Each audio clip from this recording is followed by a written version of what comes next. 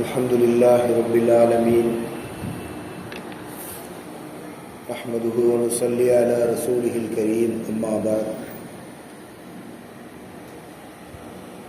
قال الله تعالى في القرآن العظيم الفرقان المجيد أعوذ بالله من الشيطان الرجيم بسم الله الرحمن الرحيم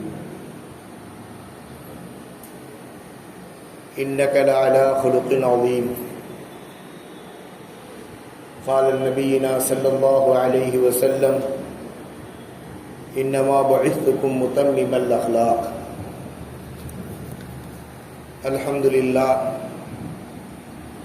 கண்ணியத்திற்குரிய சகோதரர்களே, உலகத்திலே மனிதர்களாக படைக்கப்பட்ட நாம் இவ்வுலகத்திலே வாழக்கூடிய காலகட்டங்களிலே நாம் அனைவர்களுமே எதிர்பார்க்கக்கூடிய, நாம் அனைவர்களுமே விரும்பக்கூடிய, நாம் அனைவர்களுமே எந்த ரீதியிலேயும் குறைந்து விடக்கூடாது என்பதாக நினைக்கக்கூடிய ஒரு முக்கியமான ஒரு பண்பு என்னவென்றால் கண்ணியம்.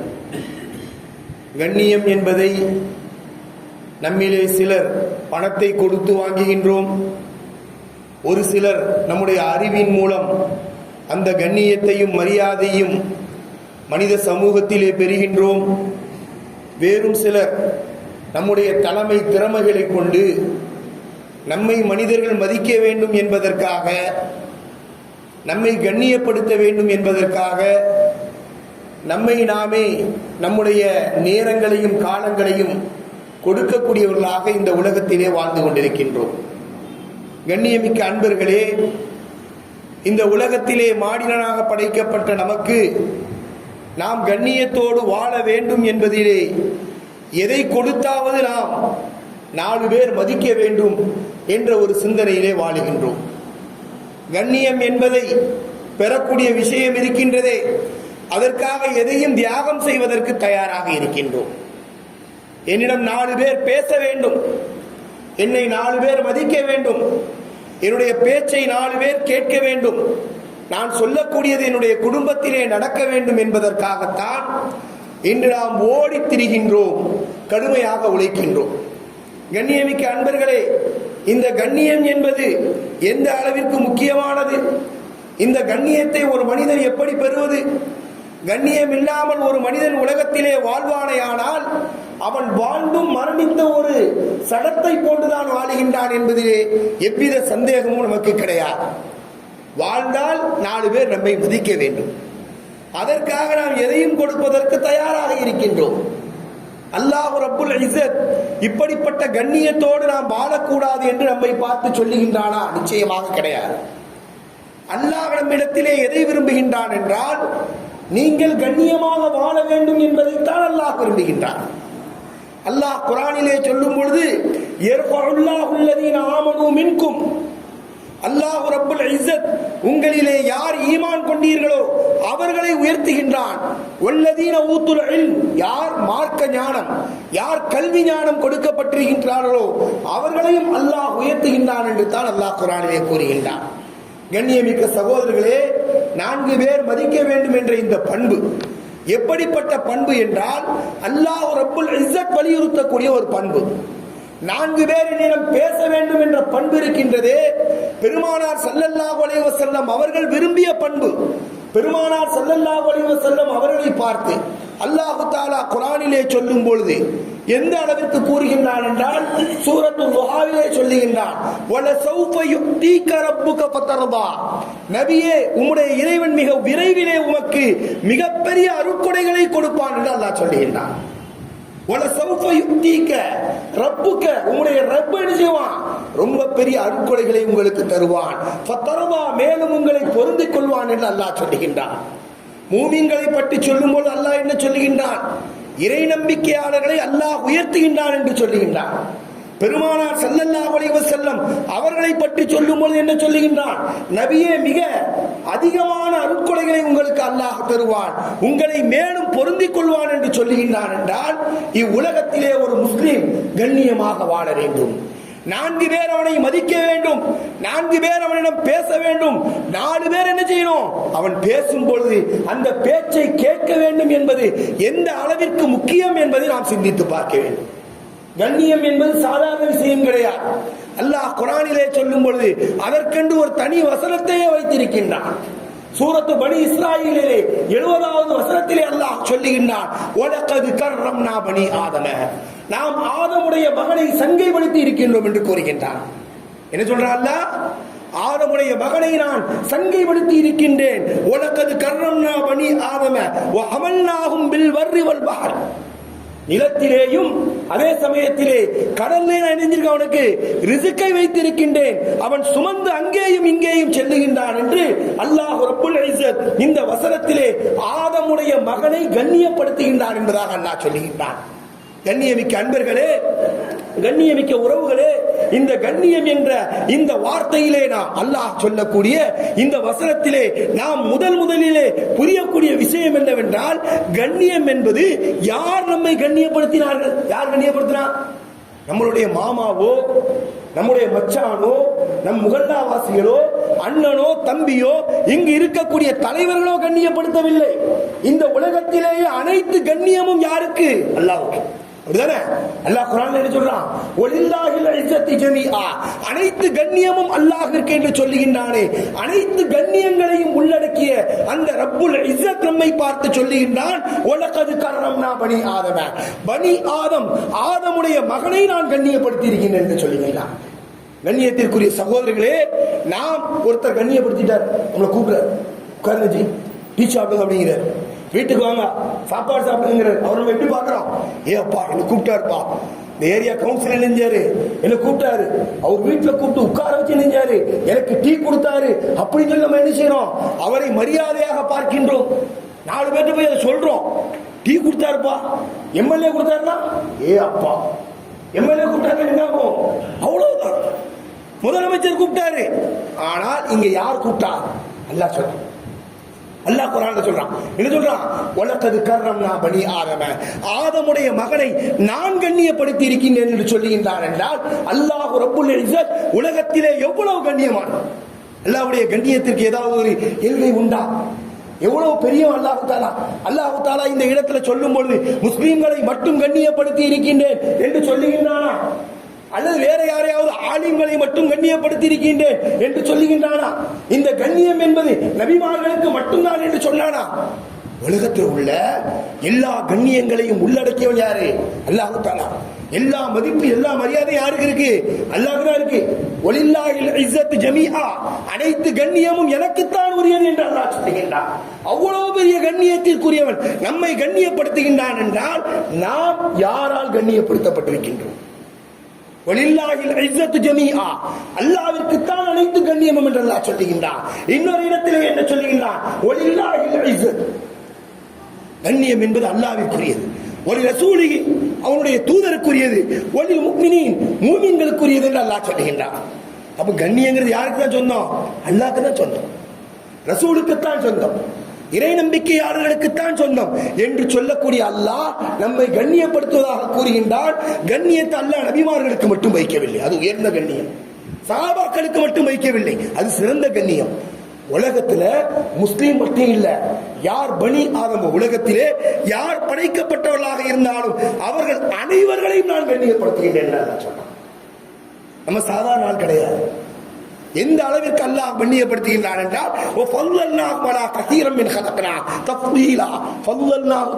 என்ற அரபியிலே சொல்வார்கள். அப்படின்னா என்ன அர்த்தம்? ரொம்ப ரொம்ப கண்ணியப்படுத்தினா அப்படிங்கிறது என்ன அர்த்தம்?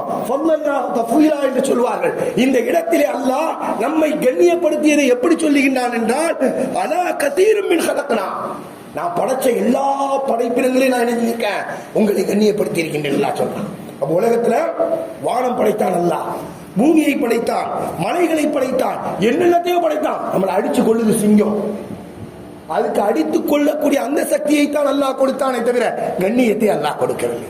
சிங்கத்துக்கு கண்ணியம் உண்டா? குதிரை வேகமா ஓடும், ரொம்ப வேகமா ஓடும், ஓடக்கூடிய சக்தியை அல்லாஹ் கொடுத்தான். ஆனா கண்ணியத்தை கொடுக்கல. கண்ணியத்தை யாருக்கு அல்லாஹ் கொடுத்தான்? மனிதனுக்கு கொடுத்திருக்கின்றான். ஆக உலகத்திலே படைக்கப்பட்ட அனைத்து வஸ்துக்களையும் விட உலகத்தில் படைக்கப்பட்ட எல்லாத்தையும் நான் நினைச்சிட்டேன், மனிதனை உன்னைத்தான் கண்ணியப்படுத்தி இருக்கின்றான் என்றால் அல்லாஹ் தஆலா எந்த அளவிற்கு நம்மை முதல்ல கண்ணியம் என்ன அர்த்தம்?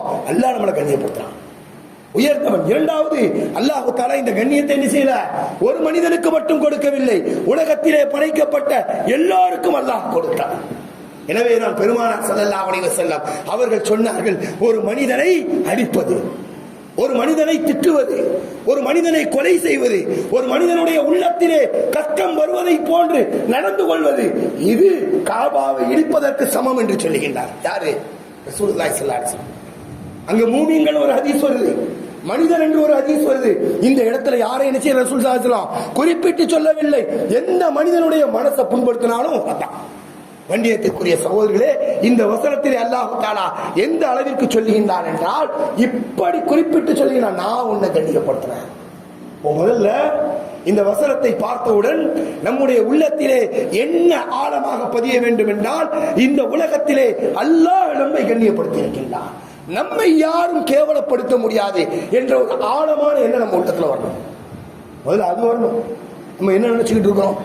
அவன் என்ன கேவலப்படுத்திட்டான், அவன் என்ன மதிக்கல, அவன் எனக்கு கொடுக்கல, அவன் என்ன செய்யல, எனக்கு சரியான ஒரு இடத்திலே என்னை வைக்க வேண்டிய இடத்திலே வைக்கவில்லை என்று நம்ம மனுஷன் நம்மளை கேவலப்படுத்தியதாக நாம் நினைக்கின்றோம். அப்படி கிடையாது. நம்மளை யார் கண்ணியப்படுத்தி இருக்கா? அல்லாஹ் கண்ணியப்படுத்தி இருக்கின்றான். அல்லாஹ் செய்த செயலுக்கு எதிராக யாராவது நம்மளை செய்ய முடியுமா?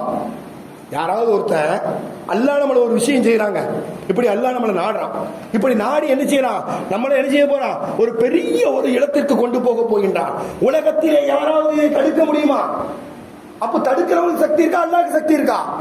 அல்லாஹ்வுக்கு சக்தி இருக்கு. இப்ப நாம முதல்ல இந்த உலகத்திலே யாராவது நம்மை இழிவாக நினைத்தால், இழிவாக பேசிவிட்டால், இழிவாக நம்மை பற்றி 4 பேர் சொல்லிவிட்டால், நாம் நம்முடைய உள்ளத்திற்கு என்ன சொல்ல வேண்டும்?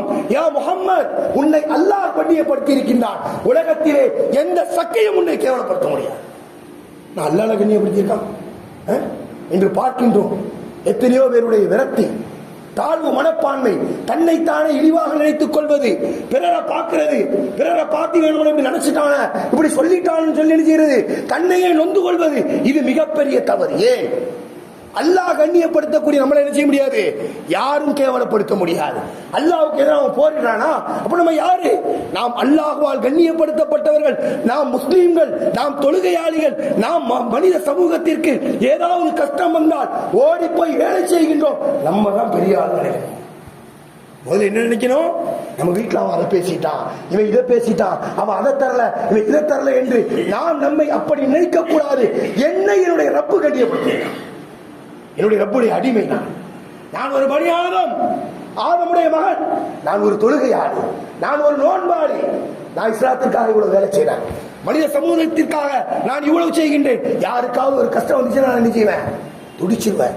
அந்த அளவுக்கு வேலை செய்யக்கூடிய என்ன செய்ய முடியாது, யாருமே கெடுக்க முடியாது என்ற மனநிலை நம்முடைய உள்ளத்திலே வர வேண்டும். கண்ணியத்திற்குரிய சகோதரர்களே, இந்த கண்ணியம் என்பது ரொம்ப முக்கியமானது. இதைத்தான் அல்லாஹ் குர்ஆனில் சொல்கிறான். அடுத்து இரண்டாவது, ஒரு முஸ்லீம் எப்படி இருக்கக்கூடாது, எங்கேயும் போய் நம்முடைய இருப்பை விட்டுக் கொடுக்க கூடாது, நம்முடைய மரியாதையை விட்டுக் கொடுக்க கூடாது. ஒருத்தன் கண்ணியப்படுத்தல, நம்மளை கேவலமா பார்க்கறான், 4 பேர் முன்னாடி நம்மளை கேவலமா பேசுறான்னா அவன் கேவலமான. என்ன காரணம்?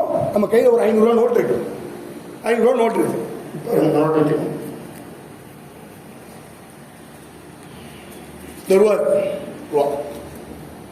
இதை இப்படி மடிச்சிடும், 500 ரூபா நம்ம மடிச்சு போட்டுறோம், இப்படி போட்டாச்சு. இது என்னது? என்னது? 500 ரூபா. அப்படிதானே? மதிப்பு இருக்கா இல்லையா? இதுக்கு இருக்கு. ஒருத்தர் இருந்தா அப்படியே சுருட்டினாங்க, டீ போட்டு சுருட்டான், தெரியலப்பா, அது எடுத்து பயம் சும்மா கத்திட்டு போற அப்படி ஒருத்தர் ஹோட்டல் 4 பேர் பேசி போறாங்க. என்னது? என்னது இருக்கு? இப்படி கசக்கிட்டா ஒருத்தம் போட்டு கசக்கிட்டா போட்டான். என்னது? கடையில ஜாமான் கிடைக்குமா கிடைக்காதா? அப்ப நம்மள 4 பேர் பார்த்து மதிக்கிறான், நம்மள பேசுறான், நம்மள விமர்சனம் பண்றான், இதுவெல்லாம் கிடையாது. இந்த 500 ரூபாய்க்கு மரியாதை நம்மள்ட்ட என்ன இருக்குது? ஈமான் இருக்கின்றது. தக்வா இருக்கின்றது, இரையச்சம் இருக்கின்றது, அல்லாஹ்விற்காக எதையும் செய்யக்கூடிய துணிவும் கண்ணியமும் இருக்கின்றது. நம்மை யார் எப்படி போட்டு கசக்கினாலும் நாம் சக்தி மிக்கவர்கள் என்பதை நாம் மறந்துவிடக்கூடாது. முதல்ல கண்ணியம் என்பது எப்படிப்பட்டது? நம்மளை என்னதான் போட்டு கசக்கினாலும், யார் என்ன விரட்டினாலும் நம்முடைய கண்ணியத்தை ஒன்றும் செய்ய முடியாது. ஒண்ணு. இரண்டாவது விஷயம் என்னன்னா, இந்த வசனத்தை கொண்டு, இந்த வசனத்தில் அல்லாஹ் சொல்லுகின்றான், உலகது கர்ரம்னா பனி ஆதம் என்று அல்லாஹ் சொல்லுகின்றானே. இந்த விஷயத்தில் விளங்கக்கூடிய இரண்டாவது விஷயம் என்ன? நாமோ யார் முன்னாடியும் போய் கண்ணிய குறைவாக நாம் நடக்கக்கூடாது. நம்முடைய பேச்சு அப்படி இருக்கக்கூடாது, நம்முடைய செயல்பாடு அப்படி இருக்கக்கூடாது. மதியாத தலைவாசல் மிதியாது என்று சொல்வார்கள். அது யதார்த்தம். நம்மளுக்கு மதிப்பு இல்லை, நம்மளுக்கு மரியாதை இல்லை, நம்ம அங்க போகக்கூடாது. நமக்கு அழைப்பு இல்லை, நம்ம என்ன செய்யக்கூடாது, அங்கே போகக்கூடாது. நம்மளே 4 பேர் நம்ம கிண்டல் பண்ணுங்க, நானா எனக்குலாம் ஒண்ணுமே தெரியாது சொல்லக்கூடாது. நானா நான் ஏழப்பா என்று ஒண்ணுமே இல்லப்பா, பணங்காசு எதுவுமே இல்லை சொல்லக்கூடாது. நானே சக்காத்து வாங்குற நிலைமையில் சொல்லக்கூடாது. நம்மை பற்றி நாம் நம்மை இழிவாக பேசினால் நம்மளை அல்லாஹ் என்ன செய்யறான்? கண்ணியப்படுத்தான். நம்மளை அல்லாஹ் கண்ணியப்படுத்துறான். நீ கண்ணியமானவன் அப்படின்னு சொல்லி அல்லாஹ் என்ன செய்யறான்? கண்ணியப்படுத்துறான். அப்ப அல்லாஹ் கண்ணியப்படுத்தக்கூடிய அந்த கண்ணியத்தை நம்ம கேவலப்படுத்தலாம். நம்ம அல்லாஹ்வுக்கு எதிராக வேலை செய்கின்றோம். புரியுதா? அல்லாஹ் என்ன சொல்றான்? நாசிமே நீ கண்ணியமானவன்றான், அப்துல்லா நீ கண்ணியமானவங்கிறான். இவர் என்ன சொல்றாரு? கிழிஞ்ச ட்ரெஸ் தான் இருக்குது, குளிக்காம போய் நிக்கிறது, சட்டை கிழிஞ்சிருக்கும், 4 பேர் சட்டை தருவான்னு சொல்லி நினைக்கிறது, கிழிந்த சட்டையை போட்டுக் கொள்வது, தன்னுடைய ஏழ்மையை வெளிப்படுத்துவது, தன்னை தானே அங்கே கண்ணியத்தை விட்டு பேசுவது எவ்வளவு பெரிய மோசம். ஒரு முக்மீன் தன்னை தானே இழிவுபடுத்த மாட்டான், நினைக்க மாட்டான், தன்னை தானே இழிவுபடுத்த மாட்டான். எந்த அளவுக்கு முக்கியமான ஒரு விஷயம் பாருங்க. அப்ப நம்மையே நாம் கண்ணிய குறைவாக நடத்துவது, நம்மை அல்லாஹ் கண்ணியப்படுத்தினால் அந்த கண்ணியத்தின் மீது நாம் கை வைக்கின்றோம். அது செய்யக்கூடாது. மூன்றாவதாக இந்த வசனத்திலே நமக்கு வரக்கூடிய விஷயம் என்ன? பெருமானார் ஸல்லல்லாஹு அலைஹி வஸல்லம் அவர்கள் நமக்கு தெளிவான விஷயத்தை நமக்கு சொல்லித் தருகின்றார். பிறருடைய கண்ணியத்தை கெடுக்கக்கூடாது, பிற கண்ணியத்தை நினைக்கக்கூடாது, கெடுக்கக்கூடாது. ரசூலுல்லாஹி ஸல்லல்லாஹு அலைஹி வஸல்லம் அவர்கள் எந்த அளவிற்கு தன்னுடைய கண்ணியத்தை கெடுக்க மாட்டார் அப்படி நடந்தாங்க. இக்ரிமா ரலியல்லாஹு அன்ஹு அவர்கள், அவருடைய சம்பவத்தை எடுத்துக்கொள்ளலாம். இக்ரிமா ரலியல்லாஹு யாரு? ரசூல் ஸல்லல்லாஹு அலைஹி வஸல்லத்துடைய சிறிய தந்தை அபூஜஹில் அவருடைய மகன் இக்ரிமா இப்னு அபூஜஹில் என்று தான் அவரை சொல்வார்கள். எந்த அளவிற்கு பெருமானாரை கஷ்டம் கொடுக்க முடியுமோ அந்த அளவுக்கு எல்லாம் கஷ்டம் கொடுத்தார். எந்த அளவிற்கு பெருமானாரை திட்ட முடியுமோ திட்டினார். பத்ருடைய களத்துக்கு அவர் தான் காரணம். அவர் வர ஒரு போராளி என்ன செய்யறாரு, வர தன்னுடைய தந்தை கொல்லப்பட்டு விட்டார் என்ற நிலை தெரிந்த உடனே என்ன செஞ்சாரு, உடனே இஸ்லாத்துக்கு எதிராக மாறினார். உஹதுடைய களத்துல எல்லாத்தையும் திரட்டி கூட்டு வர, எல்லாத்தையும் கூட்டு வர. பதில்ல நம்ம எவ்வளவு பொருட்கள் பாதுகாக்கப்பட்டுச்சோ அதுக்கு காரணமே இந்த 70 பேர் தான், கொல்லப்பட்ட 70 பேர் தான். எனவே உஹதிலே சந்திக்க வேண்டும், உஹதை என்ன செய்யணும், முஸ்லிம்களை கொல்ல வேண்டும் என்று திட்டம் போட்டு வந்தார். அது தோல்வி. அடுத்தது அந்த குடை யுத்தத்திற்கும் அவர் தான் காரணம். எந்த அளவிற்கு என்றால் ரசூல் ஸல்லல்லாஹு அலைஹி வஸல்லம் 4 பேரை காபால கண்டா கூட வெட்டுன்றாங்க. ஃபத்ஹு மக்காவுடைய விஷயத்துல 4 பேரை காபாவில் கண்டால் கூட வெட்டுங்கள் என்று சொன்னார்கள். அதிலே ஒரு ஆள் இக்ரிமா ரலியல்லாஹு அன்ஹு அவர்கள். அவர் என்ன செய்யறாரு, ரசூல் ஸல்லல்லாஹு அலைஹி வஸல்லம் வெற்றி பெற்று ஃபத்ஹு மக்காவுக்குள்ள வந்த உடனேயே அங்க இருந்து மக்கால இருந்து ஓடுறார். முதல்ல என்ன செஞ்சாரு, ஒரு 150 பேரை கூட்டு முகமது உள்ளே வந்து விட்டார், அவரை விடக்கூடாது, அவர் என்ன செய்யணுமா, மக்காவிலேயே அவருடைய படையை தோற்கடிக்க வேண்டும் என்று நினைத்தார். முடியல, ஓடிட்டார் ஜித்தாக்கு. ஜித்தாக்கு ஓடிட்ட உடனே ரசூல் ஸல்லல்லாஹு அலைஹி வஸல்லம் அவருடைய மனைவி உம்மு ஹக்கீம் ரலியல்லாஹு அன்ஹா அவர்கள் வந்து, யார சொல்லலாம், என்னுடைய கணவரை மன்னிப்பீங்களான்னு கேட்கறாங்க. சரி மன்னிச்சிடலாம் அப்படின்னு சொல்லி சொல்றாங்க. உடனே அங்க போய் கூட்டிட்டு வர்றாங்க. கூட்டிட்டு வந்த உடனே வெளியே நிக்கிறாரு, வெளியே நின்று கேட்டு விடுறாரு, முகமது மன்னிப்பாரா ஏமாத்திடுவாரா அப்படின்னு சொல்லிட்டு. ரசூல் ஸல்லல்லாஹு என்ன செய்யறாங்க, ஒரு நபிக்கு ஏமாத்துறது வேலை இல்லமா, நீ கூட்டுவா அப்படின்னு சொல்லி சொல்றாங்க. அவர் வர்றாரு, உள்ள வந்த உடனே அப்படி வந்து நிக்கிறார். ரசூல் ஸல்லல்லாஹு என்ன செய்யறாங்க, அவரை பார்த்து சிரிச்சுக்கிட்டே ஓடுறாங்க. ஏன், என்னுடைய சாச்சா பையன், சிரிச்சுக்கிட்டே ஓடுறாங்க. இவர் இப்படி வரப்பா நிக்கிறார். வரப்பா நின்ற உடனே ரசூல் ஸல்லல்லாஹு சொல்றாரு, என்ன சொல்லுங்க சொல்லுங்க அப்படிங்கிற, என்ன செய்யணும், இஸ்லாத்துக்கு வரணும். சிரிச்சுக்கிட்டே சொல்றாங்க ரசூல் ஸல்லல்லாஹு. என்ன சொல்லணும், லா இலாஹ இல்லல்லாஹ் என்று சொல்லி சிரிச்சுக்கிட்டே சொல்றாங்க. அந்த ரசூல் ஸல்லல்லாஹு அலைஹி வஸல்லத்துடைய மேனியிலே இருக்கக்கூடிய ஆடை என்ன செய்யுது, கீழே விழுது. போய் நேர போய் என்ன செய்றாங்க, அவரை கட்டி பிடிக்கிறாங்க. அவர் அப்படியே நிக்கிறார். ரசூலுல்லாஹ் கட்டியே பிடிக்கல, மதிக்கல, சிரிக்கல, பார்க்கல, ஒண்ணுமே செய்யல, வெறுப்பா இருக்காரு. சொல்றதுக்கு சொல்லி சொல்லி சொல்லி சொல்லு அப்படிங்கிற எல்லாத்தையும் ரசூலுல்லாஹ் நினைச்சாங்க. தொழுகையை நாட்ட வேண்டும், சக்காத்தை கொடுக்க வேண்டும், யாரையும் கொலை சொல்லக்கூடாது, செய்யக்கூடாது, பட்டி வாங்கக்கூடாது, ஒண்ணு ஒண்ணா சொல்றாங்க. எதையுமே அவர் கேட்கவில்லை. பெருமானார் சிரித்துக் கொண்டே அவர் சொல்றாங்க. தன்னை இழிவுபடுத்திட்டான், தன்னை கேவலப்படுத்தி விட்டான், தன் மீது எதிராக போர் தொடுத்தவர். ஒரு போர் அல்ல, இரண்டு போர் அல்ல, பல போர்களை தொடுத்திருக்கின்றார். ஆனால் ரசூல் ஸல்லல்லாஹு அலைஹி வஸல்லம் அந்த இடத்திலே தனக்கு கொடுத்த வாக்கை விட்டு கொடுக்காமல் நேரத்தை அவர் மன்னிக்கிறாங்க, சிரிக்கிறாங்க. அவர் பார்த்து எல்லாம் செஞ்சவன சொல்றாரு, யார சூழல்தா, நான் எதை எண்ணிக்கொண்டிருந்தேனோ அதைத்தான் நீங்கள் சொன்னீர்கள். சரியான இஸ்லாத்தை எழுதுறீங்க, நீங்கள் சொல்லி இருக்கின்றீர்கள். நான் இறுதி வரை இந்த இஸ்லாத்திற்காக போராடுவேன் என்று எடுக்கின்றார். கண்ணியத்திற்குரிய சகோதரர்களே, பெருமானார் ஸல்லல்லாஹு அலைஹி வஸல்லத்துடைய அந்த நற்குணம் அவருடைய கண்ணியத்தை எந்த அளவுக்கு உயர்த்தியிருக்கின்றது. அதான் அல்லாஹ் குர்ஆன்ல சொல்றானா, அல்லாஹு தஆலா உங்களுக்கு அதிகமான அருட்கொடைகளை தருவதோடு உங்களை உயர்த்துவான் என்று அல்லாஹு தஆலா குர்ஆன்ல சொல்றான். பெருமானார் ஸல்லல்லாஹு முதல்ல கண்ணியம் என்பது ரொம்ப முக்கியமானது. அல்லாஹ் நமக்கு கொடுத்தது. அதை நம்ம யாருக்காகவும் இழக்க கூடாது, யாரையும் கேவலப்படுத்த கூடாது. அதே சமயத்திலே யாராவது நம்மளை கேவலப்படுத்தினா முடிஞ்சு வீட்டில் உட்கார்ந்து கூடாது. முடிஞ்சு போச்சுடா, நமக்கு கதை அவ்வளவுதான். வியாபாரத்தில் ஒரு தோல்வி வரும், தோல்வி வந்தவன எல்லாரும் சொல்லுவோம். சில வியாபார எதிரிகள் சொல்லுவார்கள், உனக்கு முடிஞ்சு போச்சு சொல்லுவான். என்னால் முடியும் என்று எதிர்க்க வேண்டும். பிறர் என்ன செஞ்சிருவான், கஷ்டப்பட்டுருவான், உளுந்துருவான். அவனை பார்த்து நாம் எப்படி முடிவெடுக்க வேண்டும், இவன் போச்சுடா அப்படி அவன் சொல்லி. இது அனைத்தையும் விட எந்த அளவிற்கு முக்கியமானது என்றால், நமக்கு கண்ணியம் வேண்டும் என்றால் நம்முடைய நற்குணங்களை வெளிப்படுத்த வேண்டும். பெருமானாருடைய நற்குணங்கள் எந்த அளவிற்கு உயர்ந்திருந்ததோ அந்த அளவிற்கு அல்லாஹ் குர்ஆன்ல சொல்லும்போது என்ன சொல்றான், இன்னக லஅலா குலுகின் அஸீம், நபியே நீங்கள் உயர்ந்த குணத்தின் மீது இருக்கின்றீர்கள் என்று சொன்னான். ரொம்ப பெரிய குணம் யாக்க ரசூல் ஸல்லல்லாஹு அலைஹி வஸல்லம் என்ற காரணத்தினால் தான் ரசூலுல்லாஹி ஸல்லல்லாஹு அலைஹி வஸல்லம் அவர்கள் உலகத்தை ஆண்டார்கள். இன்று பெருமானார் ஸல்லல்லாஹு அலைஹி வஸல்லத்துக்கு எந்த அளவிற்கு மரியாதை, உலகத்திலே யாருடைய ஒரு அடக்க ஸ்தலத்திற்கும் இத்தனை கோடி பேர் போக மாட்டான். ஒவ்வொரு வீட்டிலையும் போட்டான்.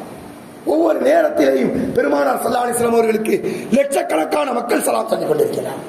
பார்க்கிற மாதிரி இருக்க மதினால ஸ்டாலின் இருக்கிறாரு, லெனின் இருக்கிறாரு, உலகத்துல கார்ல் மார்க்ஸ் இருக்கிறாரு, எவ்வளவு பெரிய தலைவர்கள் இருக்கின்றார்கள். அவர்கள் செத்து போய் எவ்வளவு நாள் ஆகுது, சில ஆண்டுகள் ஆகின்றது. பெருமானார் மரணித்து 1500 ஆண்டுகள் ஆகின்றது. 1500 ஆண்டுகளாக லட்சக்கணக்கான மக்கள் பெருமானாரை போய் சந்திக்கின்றார்கள் என்றால் எவ்வளவு கண்ணியம், எவ்வளவு மரியாதை எல்லாம் கொடுத்திருக்கின்றார். ஆக கண்ணியத்திற்குரிய சகோதரர்களை, கண்ணியமான முறையிலே அல்லாஹ் தஆலா நம் அனைவர்களையும் வாழக்கூடிய பாக்கியத்தை தருவானாக. வாஹிர் தஅவானா அல்ஹம்துலில்லாஹி.